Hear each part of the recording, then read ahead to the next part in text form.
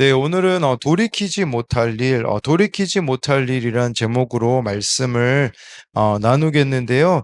35절에 이제 입다가 내가 여호와를 향하여 입을 열었으니 능히 돌이키지 못하리로다 하니라고 하는데, 여러분 오늘 말씀의 입다는 잘못된 서원을 하나님께 합니다. 그 서원이 뭐였었냐면 자기를 전쟁에서 승리하게 해주시면, 지금 암몬과 전쟁에서 승리하게 해주시면 가장 먼저 나를 맞이하는 사람을 하나님께 번제물로 바치겠다고 합니다. 여러분, 번제물로 바친다라는 것은 끔찍하거든요. 왜냐하면 온 몸을 조각 내가지고 불로 태워서 하나님 앞에 드리는 거거든요. 근데 여러분, 그게 하나님이 기뻐하시는 일이었을까요? 아니었다라는 겁니다. 돌이키지 못할 일이 아니었습니다. 사실 자신을 돌이키면 되는 일이었었는데 이제 입다가 그러하지 못하였다라는 거죠. 그러면 근데 이것이요, 뭐 사사시대 이 성경에만 기록된 이야기겠습니까? 아닙니다. 지금도요, 예수님을 믿는다고 하지만 샤머니즘적으로 믿는 그리스도인들이 대한민국에는 너무나 많이 있습니다. 그렇기 때문에 저와 여러분들이 진짜 하나님을 제대로 믿는다라는 것은 이렇게 막 무당 섬기듯이 뭐 샤머니즘적으로 믿는 게 아니라 참 우리가 말씀대로 믿어가야 된다라는 부분들을 오늘 말씀을 통해서 보아야 되는데요. 첫 번째로는요, 돌이키지 못할 서원을 하는 것은 야망 때문입니다. 29절부터 31절인데요. 이에 여호와의 영이 입다에게 임하시니 입다가 길르앗과 므낫세를 지나서 길르앗의 미스바에 이르고 길르앗의 미스베에서부터 암몬 자손에게로 나아갈 때에 그가 여호와께 서원하여 이르되 주께서 과연 암몬 자손을 내 손에 넘겨주시면 내가 암몬 자손에게서 평안이 돌아올 때에 누구든지 내 집 문에서 나와서 나를 영접하는 그는 여호와께 돌릴 것이니 내가 그를 번제물로 드리겠나이다 하니라. 여러분, 29절에요, 여호와의 영이 입다에게 임하였다라고 말씀해 주고 있어요. 이것이 의미하는 게 무엇입니까? 이미 전쟁에서 승리할 수 있는 모든 것을 가졌다라는 겁니다. 여러분, 우리도요, 세상과 날마다 전쟁하는 삶이 아니겠습니까? 이미 저와 여러분들은 승리의 비결을 갖춘 자들입니다. 그게 무엇입니까? 여호와의 영이 나에게 임하는 겁니다. 이걸 우리가 뭐라고 말합니까? 성령 충만이라고 하는 것이죠. 여러분, 성령 충만은 더 구체적으로 말씀드리자면 아주 간단합니다. 날마다 말씀과 기도로 내가 무장되어서 살아가는 거, 그게 이미 우리에게는 승리의 비결인 것입니다. 근데 많은 그리스도인들이 세상에 나가서 패배합니다. 왜 패배합니까? 말씀과 기도로 무장하지 않기 때문에 패배할 수밖에 없는 것이겠죠. 여러분, 날마다 우리가 말씀과 기도로 나아가게 되면요, 성령님께 사로잡혀 그날 해야 되는 적용들을 해 나가게 되고 그날 해야 되는 분별들을 잘 해내갈 수 있는 겁니다. 그런데요, 입다는요, 이미 승리의 모든 비결을 갖추고 있었음에도 불구하고요, 두려움이 컸던 겁니다. 그 30절에 보니까요, 하나님하고 서원을 합니다. 하나님께 서원을 하는데, 암몬 자손에서 이 암몬과 내가 싸우는데요, 하나님, 이 암몬과의 전쟁에서 승리하게 해주시면, 이제 31절에 잘못된 약속을 해요. 무슨 약속을 하냐면, 만약에 전쟁에서 승리하고 돌아오잖아요, 하나님. 그러면, 내가 우리 집에서 나를 가장 먼저 맞이하는 사람을 하나님께 번제물로 드릴게요. 이제 이렇게 이야기를 하는 거예요. 왜 이런 약속을 하겠습니까? 일단은 두려웠던 거죠. 불안한 마음이 크니까요. 이렇게 말씀에 근거한 약속이 아니라 잘못된 약속을 하나님께 하고 있는 것이에요. 여러분, 그런데요, 어제 그 24절 말씀을 좀 봐야 되거든요. 입다가 암몬 왕하고 그렇게 어제 말씀에 협상할 때 24절에 이런 내용이 나옵니다. 가지고 와봤는데, 내 신 그모스가 내게 주어 차지한 것을 내가 차지하지 아니하겠느냐? 우리 하나님 여호와께서 우리 앞에서 어떤 사람이든지 쫓아내시면 그것을 우리가 차지하리라. 입다는 암몬 왕과 협상할 때 암몬의 신 그모스를 언급했습니다. 여러분, 근데 사실은요, 그모스는 암몬의 신이 아니었습니다. 그모스는 어디 신이었냐면 모압의 신이었습니다. 모압. 근데 여기 그모스를 암몬의 신으로 이렇게 언급한 이유는 암몬에게도 영향을 미쳤던 것으로 보입니다. 근데요, 여러분, 이 그모스가요, 아까 제가 모압의 신이라고 말씀드렸잖아요. 모압은요, 몰렉이라는 신이 있었거든요. 그모스나 몰렉은 본질적으로 같은 우상이었습니다. 그런데 여러분, 이 몰렉 신은요, 아주 끔찍한 게 무엇이었냐면요, 인신 제사를 드렸습니다. 그러니까요, 몰렉이란 우상을 뜨겁게 한 다음에요, 그게 불로 뜨겁게 하니까 그 위에다가 자기 자식을 바쳤어요. 인신 제사를 드렸거든요. 예, 하나님이 가장 혐오하시는 그 인신 제사를 드렸어요. 여러분, 그러면요, 왜 그 당시 사람들은 인신 제사를 드렸을까요? 아니, 어떻게 그 자식을 신에게 바쳐서 죽게 하는 끔찍한 일을 왜 저질렀을까요? 그 이유는 간단합니다. 부모의 야망 때문입니다. 부모가요, 너무 성공하고 싶으니까 자기 자식을 신에게 바쳐서 죽게 함으로써 자기가 성공하고자 하였던 그런 모습이 있던 거죠. 여러분, 지금 이 시대에도요, 어떤 의미로 보자면 우리는 인신제사를 드리고 있는지도 모릅니다. 그것은 뭐냐면 나의 야망과 성공을 위해 자녀를 희생시키는 것이죠. 예, 그러다 보니까 정말 내가 자녀들에게 바라는 것이 오로지 세상 성공밖에 없는 거죠. 그러니까 세상에다가 내 자녀를 바치는 게 결국은, 예, 이렇게 인신제사를 드리는 것과 동일한 것이에요. 또는 나의 행복을 위해 자녀들을 외면하는 겁니다. 그래서 가정을 깨뜨리기도 하고요. 가정 안에서 자녀들을 방치하기도 하는 거. 그게 바로 몰렉에게 자녀를 바치는 거와 동일하다라는 거예요. 그러니까 이 30절, 31절에 하나님께 서원하고 있는 이 입다의 모습이 잘못되었다라는 거죠. 여러분, 그런데요, 입다는 왜 이런 서원을 했을까요? 아마 그는 이런 생각을 했을 겁니다. 자기가 집에 도착했을 때요, 종이 마중 나올 거라고 생각을 했을 겁니다. 그러니까 자기 딸이 마중 나올 거라고는 생각을 안 했을 거죠. 이걸 통해서 우리가 알 수 있는 것은 뭐냐면, 여러분, 우리가 야망에 이끌리게 되면요, 보이는 게 없습니다. 그 중에 제일 보이지 않는 게 뭘까요? 바로 사람에 대한 소중함이라는 거죠. 예, 그러니까 우리가 주변 사람들을 소중하게 여기지 않게 되어지는 거, 야망에 붙들리게 되면 바로 그럴 수밖에 없다라는 거죠. 왜 이렇게까지 그는 야망에 붙들렸을까요?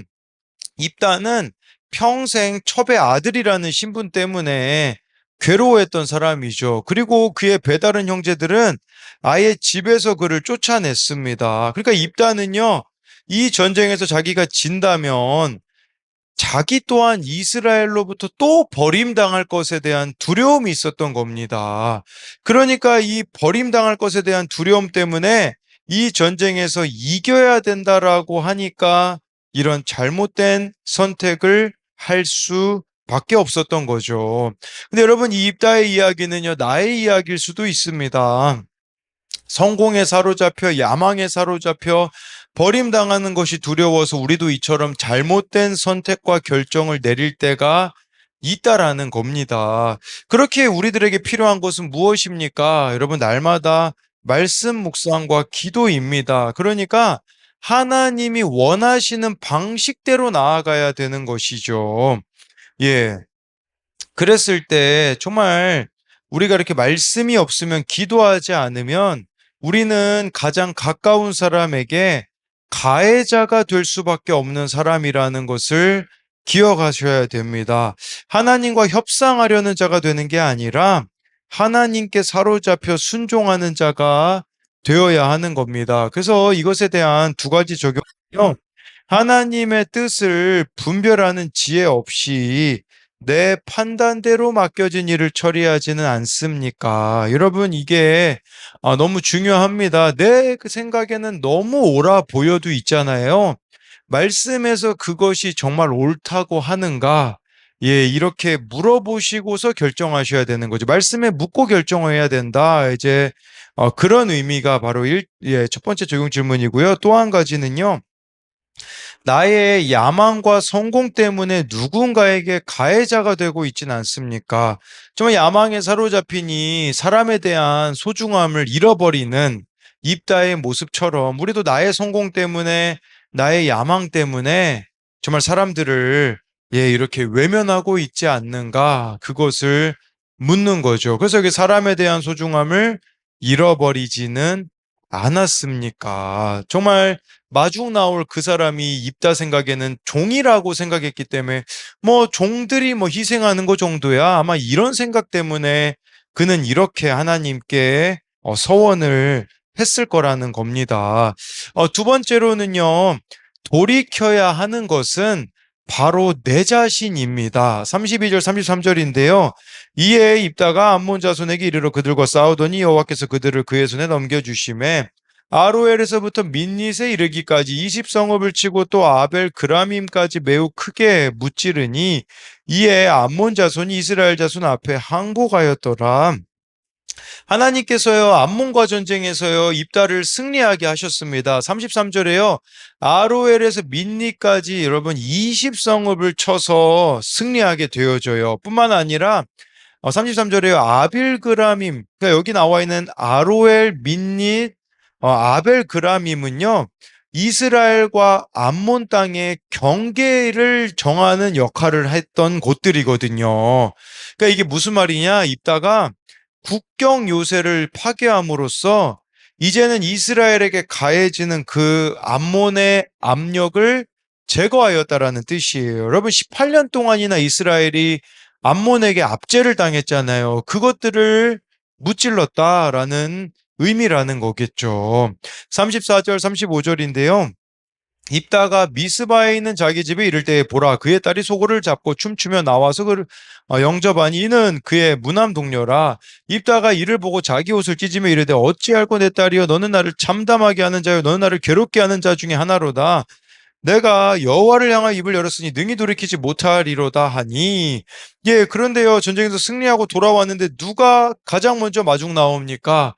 무남 동녀인 자기 딸입니다. 여러분, 이 무남 동녀이기도 하지만 이 딸이 또 처녀라고 뒤에 말씀해 보면 나오거든요. 이 딸의 나이는 기껏해야 아마 14세, 15세 정도밖에 안 됐을 겁니다. 뭐 우리나라로 치면요, 중학생밖에 안 되는 뭐 그런 나이의 딸이었다라고 볼 수 있겠죠. 전쟁에서 승리의 날인 입다에겐 얼마나 기쁜 날이었겠습니까? 근데 그녀의 딸이 가장 먼저 나왔기 때문에 하나님께 자기 딸을 번제물로 드려야 되는 거죠. 그래서 35절에요. 입다가 그렇게 얘기하잖아요. 자기 옷을 찢으며 이르되 어찌할꼬 내 딸이여 너는 나를 참담하게 하는 자요 너는 나를 괴롭게 하는 자 중에 하나로다. 여러분 정말 이 딸이 그렇게 입다를 참담하게 하고 괴롭게 하는 자였을까요? 아닙니다. 참담하게 하고 괴롭게 하는 자는 입다 자기 자신이었습니다. 왜냐하면 그가 야망에 붙들렸기 때문에 지금 이런 일이 벌어지는 거거든요. 여러분 이 딸을 하나님께 번제물로 바친다고 하나님이 기뻐하시겠습니까? 전혀 그렇지 않는다라는 겁니다. 지금 입다의 문제점은 뭡니까? 어제 말씀에 입다가요, 그 암몬 왕하고 협상을 잘 했습니다. 근데 문제는요, 입다는요, 하나님과도 협상을 하려고 하는 게 문제입니다. 여러분, 하나님과 협상하려는 태도를 뭐라고 말합니까? 이익 관계라고 하죠. 기브 앤 테이크라고 하는 거죠. 여러분, 하나님과의 관계는 기브 앤 테이크가 아닙니다. 아니, 하나님이 나에게 하나뿐인 예수 그리스도를 주셨잖아요. 전부를 주셨는데 우리가 어떻게 기브 앤 테이크가 성립할 수 있겠습니까? 하나님과 우리 관계는요, 기브 앤 테이크가 아니라 협상의 관계가 아니라 이미 나에게 전부를 주신 그분께 나는 전적으로 순종해야 되는 관계였다라는 거죠. 입다가요, 어제 말씀에 그 암몬 왕을 설득할 때 민수기 말씀을 참 기가 막히게 잘 알고 있었었거든요. 그런데 여러분 그러면 민수기를 알 정도면요. 민수기 뭐 창세기, 출애굽기, 레위기, 민수기, 신명기를 모세 오경이라고 하거든요. 모세가 기록하였다라는 의미가 있겠죠. 민수기를 알았으면요. 레위기도 알았어야 되는데 레위기에 이런 말씀이 있어요. 레위기 18장 21절에요. 너는 결단코 자녀를 몰렉에게 주어 불로 통과하게 함으로 내 하나님의 이름을 욕되게 하지 말라. 나는 여호와이니라. 이게 무슨 말이냐면요. 인신 제사 드리지 말라. 하나님이 그렇게 분명히 레위기에서 말씀하셨거든요. 그러니까 이 입다가 말씀을 제대로 알지 못하니 이렇게 자기 딸을 인신 제사를 드리면 하나님이 기뻐하실 거라고 착각하고 있다라는 거죠. 근데 더 안타까운 사실은 뭔지 아십니까? 입다가 잘못되었다고 말해주는 사람이 한 명도 없어요. 그 당시에 여러분 제사장들이 없었을까요? 있었을 겁니다. 그 당시에 레위인들이 없었을까요? 있었을 겁니다. 근데 아무도 가르쳐 주는 사람이 없었다라는 거죠.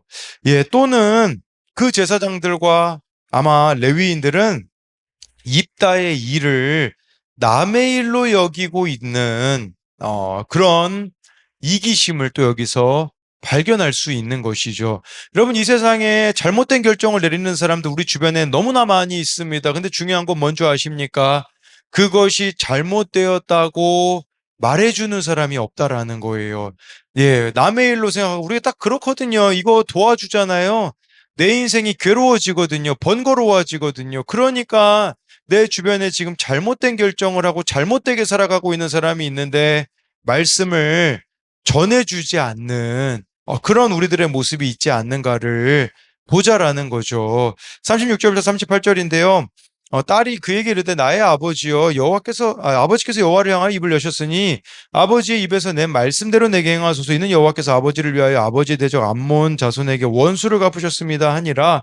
또 그의 아버지에게 이르되 이 일만 내게 허락하사 나를 2달만 버려두소서. 내가 내 여자친구들과 산에 가서 나의 처녀로 죽음을 인하여 애곡하겠나이다 하니 그가 이르되 가라 하고 2달을 기한하고 그를 보내니 그가 그 여자친구들과 가서 산 위에서 처녀로 죽음을 인하여 애곡하고. 여러분, 입다 주변에는요, 입다가 지금 잘못되고 있다라고 말해주는 사람이 아무도 없었습니다. 근데 입다의 딸은요, 같이 애곡하는 자들이 있었다라는 거죠. 그래서 입다의 딸을 위하여서 같이 울어주고 있는 친구들이 있었다라는 거, 우리가 이 부분을 보자라는 거예요. 사실 입다의 딸도요, 이것은 순종이 아니라 그냥 맹종이라고 볼 수 있기는 합니다. 그런데 한쪽에서는요, 여러분, 우리가 좀 이런 생각을 좀 해볼 수가 있어요. 이게 물론 잘못된 맹종이긴 하지만 이렇게까지 그래도 순종하려고 하는 사람이 그 당시에 없었기 때문에 하나님께서 이것을 또 보여주시고 이 말씀을 통해 보여주시고 있는 게 아니겠습니까? 뿐만 아니라 제가 봤을 때는 이 입다의 딸은요, 그래도 인생을 괜찮게 살았던 것 같아요. 왜냐하면 그녀를 위하여서 같이 울어줄 사람들이 있었기 때문인 것이겠죠. 여러분이 같이 울어줘야 될 사람들이 누구겠습니까?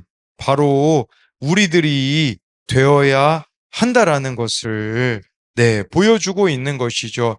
물론 이것이 여러분 제가 계속 말씀드리지만 잘못된 것이라고 말씀을 드릴 수 있겠지만 여러분 사람이 그 당시에요 고대 근동에서요 자손을 남기지 않고 죽는 것은 가장 큰 불행으로 생각했다고 합니다.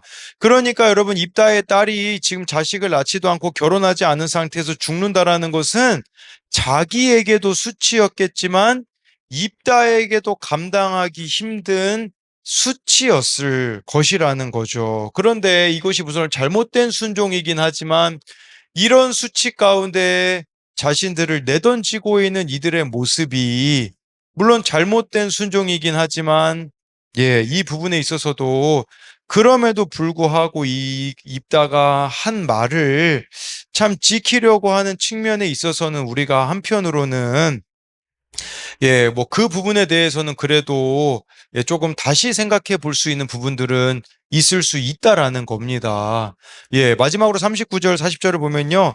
2달 만에 그의 아버지에게로 돌아온지라 그는 자기가 서원한 대로 딸에게 행하니 딸이 남자를 알지 못하였더라. 이것이 이스라엘의 관습이 되어 이스라엘의 딸들이 해마다 가서 길르앗 사람 입다의 딸을 위하여 나흘씩 애곡하더라 라고 이렇게 말씀해 주고 있죠.